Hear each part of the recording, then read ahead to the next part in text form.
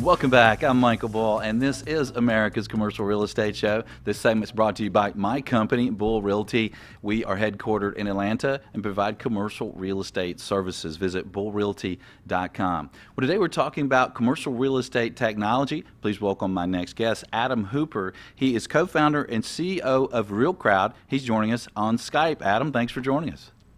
Thanks, Michael. Glad to be here on the show again. It's been a while. Adam, you're involved in commercial real estate. You're involved in technology. Seems like there's been a lot of money invested in technology in the last several years of commercial real estate, like we've never seen before. What do you see from your desk?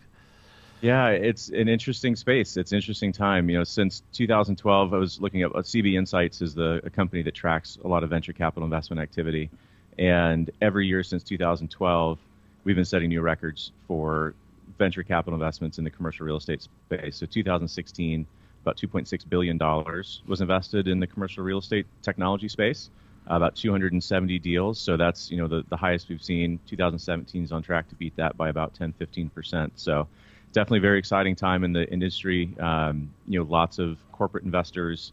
We're seeing some M&A activity with some acquisitions by some industry players. So it's a good time to be in the real estate tech world. Yeah, it's very interesting to see all the money invested in it, and it's kind of followed residential. Seems like residential was the big investment first, and now recently it's been commercial real estate. And one of those places where technology's really changed things is crowdfunding, and people being able to invest in commercial real estate deals is kind of democratizing commercial real estate. You know, like we used to have to belong to the country club and have $1 million to invest in commercial real estate, but now we can do it with small amounts of money. So tell us about the crowdfunding space for commercial real estate. How is it evolving? Where is it today?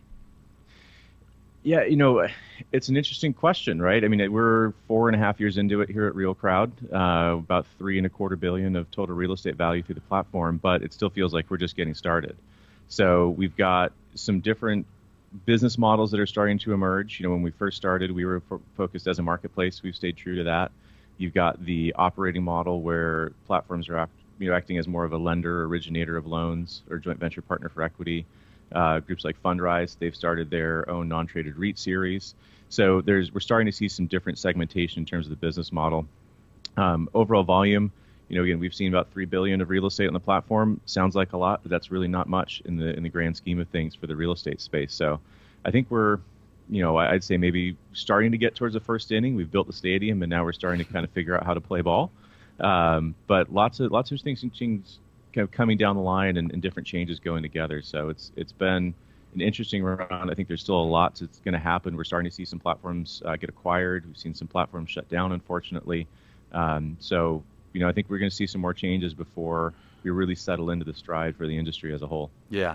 Well, there's probably 100,000 people that will listen and watch this show, Adam, and most of those people are very experienced commercial real estate participants, and some of those people are interested in investing some small amounts of money in commercial real estate, maybe spreading their risk around to different projects and not having to run those projects themselves. So if a listener or viewer is interested in investing in crowdfunding commercial real estate deals, an investor, what tip would you give them?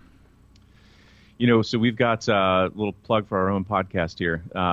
We have a lot of great sponsors on our podcast and a lot of attorneys on the podcast that we've done a couple episodes with, and the consistent theme is sponsor, right? Yeah, right. You pick the jockey, not the horse. So a lot of it is you're relying on that sponsor as the expert, and that's how we've set ourselves up as the platform, is to make sure that we're finding the best real estate companies to come and offer these investment opportunities. So, you know, I would say it all starts with the sponsor. Who are you, who are you partnering with?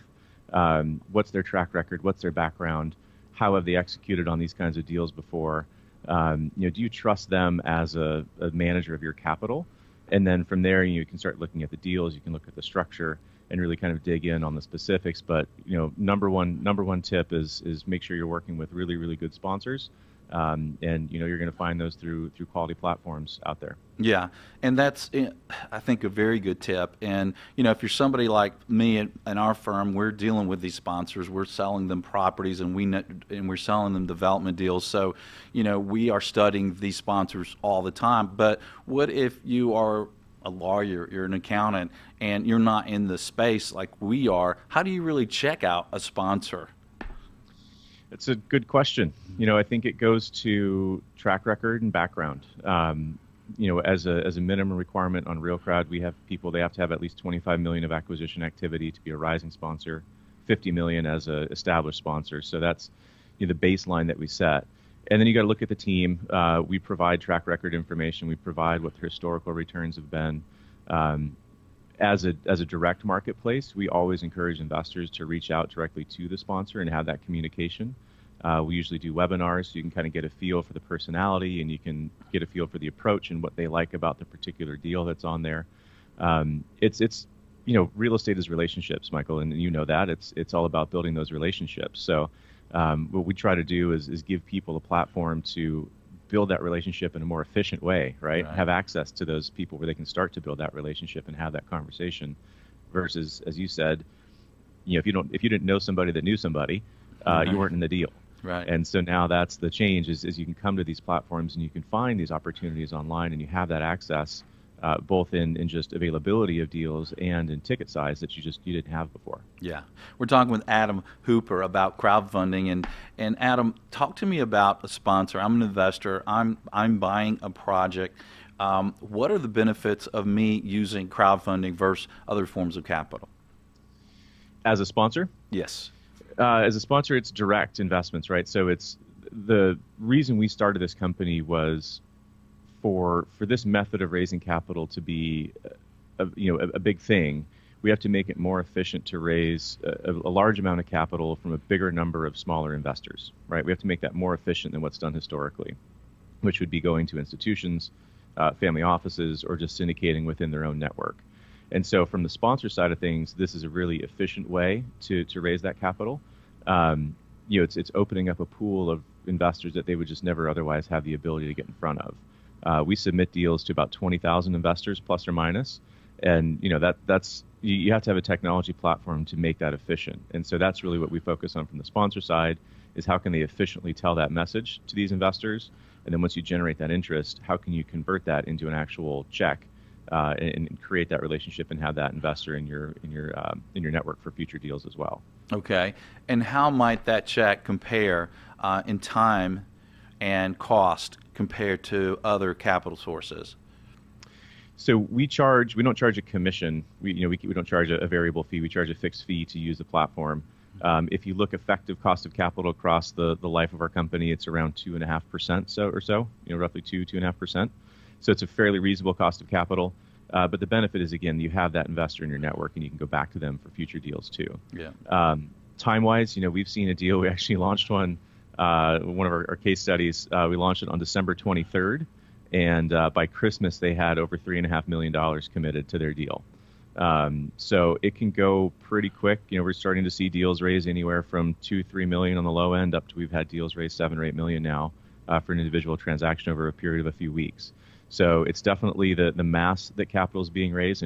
Last time we were on the show, I think we had maybe done just a couple deals, but we're well into the hundreds of millions of funded now. So the mass of capital going into deals and the speed that can go has definitely increased to where it's becoming a meaningful source of capital, and that's what we always wanted it to be when we started, and I think we're about there. Yeah. Well, it's an amazing sector of commercial real estate, both from the sponsor side for the capital and from the investor side to be able to get into these large projects. And I don't want to let you go, Adam, without asking you about cybersecurity. You're in the space, you're in technology, and I think commercial real estate companies, whether they're sponsors or investors or property managers or brokers or whoever we are, we have to be a little more concerned with cybersecurity than we have in the past. What are some tips for us? Well, it's exactly right, Michael, and it's a big issue. Obviously, everything that's going on right now, we're not becoming any less reliant on technology. Right. So a lot of it comes down to the caliber of the platforms and with security, which which vertical of the technology space are we talking about, right? We're dealing with investor information. We're dealing with bank account information. We're dealing with large sums of money. Naturally, that makes us a target, and other crowdfunding platforms a potential target for those kind of nefarious acts.